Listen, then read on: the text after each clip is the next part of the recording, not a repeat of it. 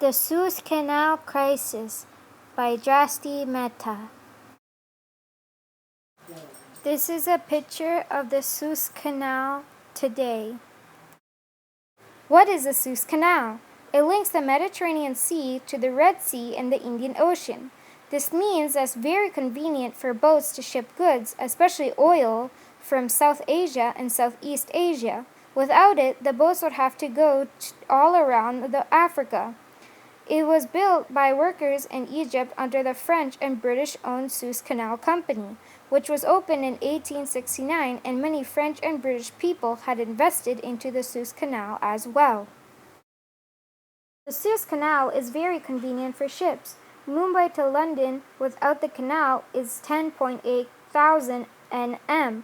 Mumbai to London with the canal is only 6.2 thousand nm. What did the Egyptians do? Egyptian President Gamal Abdel Nasser seized and nationalized the company and the Suez Canal on July 26, which worried some governments because the Suez Canal was a very important route for goods traveling to European countries. The British and the Americans had promised to fund the construction of an Egyptian project but didn't fulfill the promise, so the Egyptians wanted the shipping toll money for the project. It was the Aswan Dam project that they needed help financing. This dam would be able to control flooding on the Nile, give lots of hydroelectric power, and other elements that would help industrialize Egypt. President Nasser continued to operate the canal as usual, but Britain, France, and Israel were preparing for war. Israel was preparing for war because of four main reasons. They felt threatened that Egypt got control of a waterway that's close to their land. Egypt had already blocked the Straits of Tiran, and they kept raiding Israel. And they were regional allies of Britain and France. In response to Egypt's actions, Russia was willing to give money and weapons to Egypt, and they did. Russia did this because Egypt was beginning to grow ties with the Soviet Union, and they were shifting towards communism. The Soviet Union most likely just wanted a foothold in the Middle East, so they sent those things. France, Britain, and Israel secretly planned to invade and attack Egypt without telling anyone. The British Prime Minister Anthony Eden struggled with this crisis because he struggled to confront others like Hitler and Mussolini. So, he just sent the British and French troops to Israel instead of confronting President Nasser. The Soviet Union leader, Nikita Khrushchev, threatened to send nuclear missiles into Western Europe if France, Britain, and Israel didn't stop.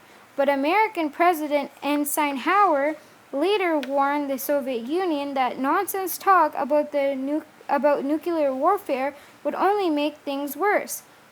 This made the Soviet Union back off a little. Although President Eisenhower warned the France, Britain, and Israel to give up and leave Egypt because they didn't tell him about their intentions.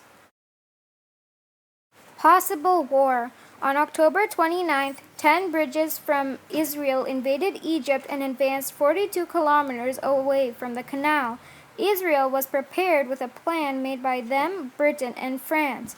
Britain and France later ordered Israel and Egypt to leave the canal zone, although Israel knew this was part of their plan. Egypt didn't leave the canal zone, so on October 31st, Britain and France began bombing the Suez Canal zone. Many countries didn't want another war and began urging Britain to stop. Britain's poor behavior in this situation with Egypt caused the biggest rift between these important allies in the 20th century. Left, Israeli troops in Egypt. Right, the bomb that the British and French set off. Peaceful Canada. Canada privately hated the military actions that was happening. It began dividing the Commonwealth, damaging relations with America, and a risk for another world war. Lester B. Pearson was Canada's Minister of External Affairs and did the best he could to solve the crisis diplomatically with the UN. He worked all summer and fall.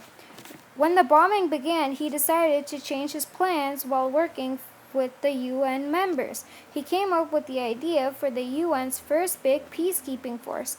The UN usually used ceasefires for agreements, but this kind of peacekeeping was more new and different. On November 4th, many UN members were in favor of the mission and 0 opposed. But Britain and France didn't listen, and on November 5th, they went back to Egypt, even though many countries pressured them to stop. Left. The UN discussed new solutions for the crisis from Pearson. Right. The British Royal Navy arrive on the Canal Zone as Britain and France don't listen to the UN solution. Finally, peace. On November 6, a ceasefire was made. UN peacekeepers entered the Canal Zone. Lester B. Pearson's solution didn't humiliate anyone and allowed Britain, France, and Israel to leave feeling undefeated. In late November, a United Nations emergency force led by a Canadian general, E.L.M. Burns, was sent. The mission was a great success. On December 22nd, they made the British and French troops leave peacefully, and in March 1957, they made the Israeli troops leave peacefully as well. The United Nations Emergency Force peacekeepers in Egypt. More independence. Egyptian President Nasser was the victor, and he helped promote Arab and Egyptian nationalism. Israel did not win the use of the Suez Canal, but they regained their shipping rights in the Straits of Tiran. Britain and France had lost almost all their influence in the Middle East. Historical significance. In 1957, Lester B. Pearson won the Nobel Peace Prize, although some Canadians and British people think he betrayed Britain and Canada. Since then, Canada has been practicing peacekeeping all around the world. The proud centerpiece of Canada's military and diplomatic actions around the world is the UN's peacekeeping missions.